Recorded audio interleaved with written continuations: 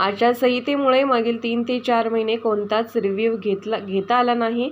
Result लागून 1 महिना झालेला आहे. त्यामधील 2 सेशन पार्लमेंट सेशनमध्ये गेले. माननीय गडकरी साहेबांची भेट घेतली. अश्विनी वैष्णव यासोबत रेल्वे संदर्भात सविस्तर चर्चा झाली. पियुष गोयल यासोबत दूध आणि कांद्याची आयात आणि निर्यात याची नक्की काय पॉलिसी आहे, त्यामुळे महाराष्ट्रातील अनेक मंत्र्यांच्या गाठीभेटी घेतल्या. अतिशय गंभीर आव्हाने या देशासमोर आहेत. स्पर्धा परीक्षेत मेरिटवर कोणालाच न्याय मिळत नाही. सरकारला विनंती होती की नीट परीक्षावर चर्चा करावी. राजकारण बाजूला ठेवून या गोष्टीचा विचार करायला हवा. महिलांच्या विरोधात सातत्याने पातळी सोडून कमेंट करतात. महिला पुढे आलेल्या त्यांना चालतच नाही. मला याविषयी काहीच माहिती नाही. बारामतीमध्ये अनेक प्रश्न आहे. विजेचा दर वाढतोय. महाराष्ट्रात गुन्हेगारी वाढली आहे. पोर्श केसचे पुढे काय झालं? ड्रग्ज प्रकरणी मी सांगितलं होतं की राजकीय मतभेद बाजूला ठेवून एकत्र येऊया, पण आम्हाला काहीच उत्तर नाही मिळालं. सातत्याने भ्रष्टाचार याविषयी सरकार काही कारवाई करत नाही. केंद्र सरकार म्हणतं झिरो टॉलरन्स, पण सगळ्यात जास्त भ्रष्टाचार प्रकरण महाराष्ट्रात आहे. बैठक आहेत, यातले कुठले प्रमुख विषय आहेत? खरं तर आचारसंहितेमुळे गेले 3-4 महिने कुठलाच रिव्ह्यू असा घेता आला नाही. रिझल्ट लागून 1 महिना झालेला आहे. त्याच्यामधले 2 आठवडे पार्लमेंट सेशनमध्ये आमच्या सगळ्यांचे गेले. आणि पार्लमेंट सेशनमध्ये माननीय गडकरी साहेबांची भेट बारामती लोकसभा मतदारसंघातल्या रस्त्याच्या कामांची घेतली. त्यानंतर अश्विनी वैष्णवजींची रेल्वेचं सविस्तर चर्चा झाली. त्याबरोबर दूध आणि कांदा याची आयात आणि निर्यातीची नक्की काय पॉलिसी आहे केंद्र सरकारची याची चर्चा पियुष गोयलांशी झाली. त्यामुळे अनेक मंत्र्यांची भेटीगाठी घ्यायची संधी आम्हाला सगळ्यांनाच राष्ट्रवादी काँग्रेस पक्षाच्या 8ही खासदारांनी आम्ही महाराष्ट्राचे शेतीचे प्रश्न, विकासाचे प्रश्न, रस्त्याचे प्रश्न, रेल्वेचे प्रश्न याचा एकत्रपणे आम्ही सगळ्यांनीच फॉलोअप केला. आणि खरं तर महाविकास आघाडीची अनेक एकत्र मिळून आम्ही काही मंत्र्यांनाही भेटलो आणि महाराष्ट्राचे प्रलंबित प्रश्न हे लवकरात लवकर सुटावे ही विनम्र विनंती करायला आम्ही मंत्र्यांच्या गाठीभेटी घेतल्या. डिबेटमधल्या अपेक्षित अशी भाषण करायची संधी मिळाली नाही. बजरंग अप्पा सोनवणेंनाही बोलायचं होतं, पण प्राईम मिनिस्टरचा रिप्लाय लवकर त्यांनी दिल्यामुळे अनेक भाषणं कॅन्सल करावी लागली.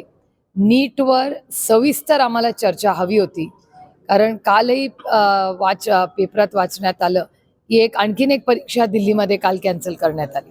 त्यामुळे नीटची परीक्षा किंवा देशातल्या कुठल्याही कॉम्पिटिटिव्ह परीक्षांमध्ये आज प्रचंड भ्रष्टाचार हा झालेला आहे असं वर्तमानपत्र आणि चॅनल्समधून दिसतंय. त्यामुळे नक्की पुढच्या पिढीसाठी ना नोकऱ्या आहेत, ना कॉम्पिटिटिव्ह परीक्षा मेरिटवर कुणाला न्याय मिळतो. हे अतिशय गंभीर आणि मोठी आव्हानं या देशासमोर आहेत. म्हणून आमची इच्छा होती आणि सरकारला विनंती होती की एक पूर्ण दिवस कॉम्पिटिटिव्ह परीक्षा आणि नीटवर सविस्तर चर्चा व्हावी.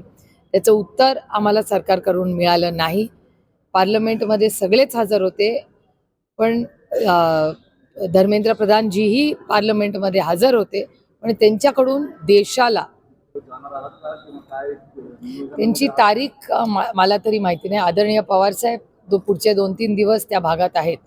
ते तिथे मी तर दरवर्षीच चालते, आपल्याला सगळ्यांनाच माहिती आहे, पण यावेळेस पार्लमेंट असल्यामुळे मला दोन्ही पालखीचं ज्या रूटनी मी चालते ते मला पार्लमेंटमध्ये माननीय प्रधानमंत्र्यांचं उत्तर होतं त्या दिवशी, म्हणून मला दिल्लीत राहावं लागलं. पण आज संध्याकाळी मी पालखीला जाणार आहे. उद्या परवा मी त्या भागात आहे. आदरणीय पवार साहेबांचा कार्यक्रम मला वाटतं 6 का 7 तारखेला आहे पालखीचा, त्याला मी जाणारच आहे. आणि राहुलजींची तारीख माझ्याकडे तरी अजून आलेली नाही, पण ते बारामती लोकसभा मतदारसंघाच्या बेल्टमध्ये असतील, अर्थातच त्यांचं स्वागत करायला आम्हाला आनंदच होईल. लाडकी बहीण जी योजना आहे त्या फॉर्मवरती मुख्यमंत्री उपमुख्यमंत्र्यांच्या फोटो देणार आहेत, पंतप्रधानांचे फोटो देणार. त्यासह ज्या खेळाडूंचं स्वागत आज विधान भवनात होणार तिथेही सगळ्यांच्या फोटो दिलेत त्यांच्या बॅनर. अहो, यांनी कोविडमध्ये स्वतःचे फोटो सोडले नाही, त्याच्यामुळे हे फोटो कुठेही लावतील, पण फक्त सगळ्यांचे लावणार का नाही हा एक मोठा प्रश्न या सरकारमध्ये झालाय. ही लाडकी बहीण योजना खरं तर मी स्वतःच माहिती घेतली आहे. काल संध्याकाळीच 1,500 रुपयामध्ये किती राशन येतं हे त्याचा सगळा मी अभ्यास केला की त्या स्कीममधून काल संध्याकाळी बसून आम्ही मुळशीमध्येच होतो. माझे मुळशीचे अध्यक्ष आत्ताच वरती MSEBच्या कामासाठी गेले की 1,500 रुपये यांनी केले. त्याचं मी स्वागत करते. एखादी चांगली स्कीम सरकार आणत असेल तर ती चांगली गोष्ट.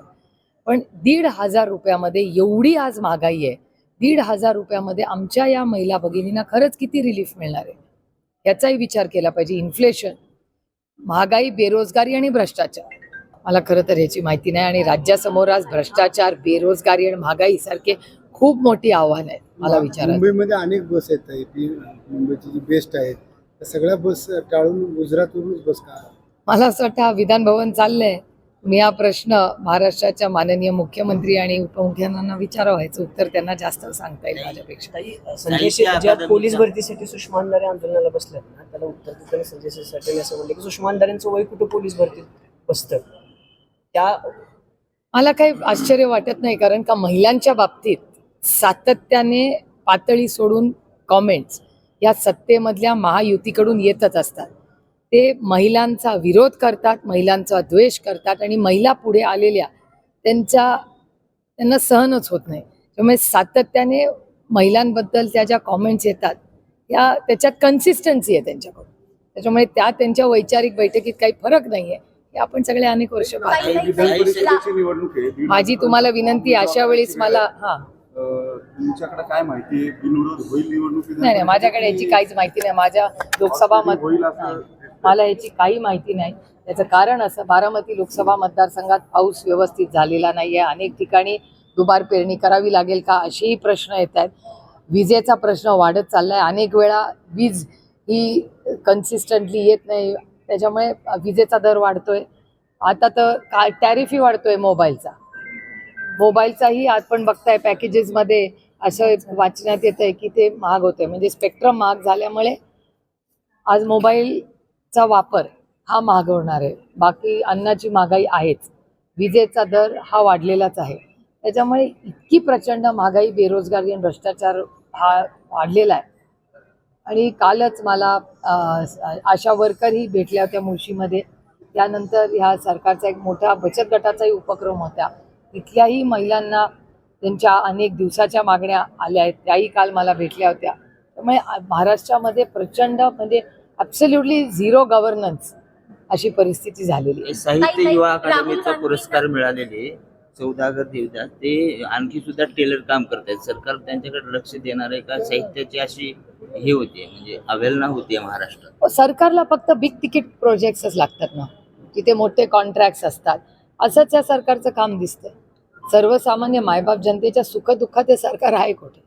ताई, राहुल गांधींना वारीतलं जे निमंत्रण दिलेलं आहे साहेबांनी, त्यावरनं भाजपचे ते आध्यात्मिक आघाडीचे तुषार भोसले म्हणून आहे, त्यांनी टीका केलेली आहे. म्हणजे राहुल गांधींवर तर केली आहे, पण साहेबांवर सुद्धा टीका केली आहे. साहेबांना मौलाना असा शब्द त्यांनी वापरलाय. 84 वर्षांच्या आयुष्यामध्ये साहेबांचे पाय कधी वारीकडे वळले नाही आणि आता राजकारणासाठी येत आहेत आणि जे हिंदूंना हिंसक म्हणतात अशा राहुल गांधींना आमंत्रण देत आहेत, अशी टीका त्यांनी केली. ही लोकशाही आहे, प्रत्येकाला काही बोलायचं आहे.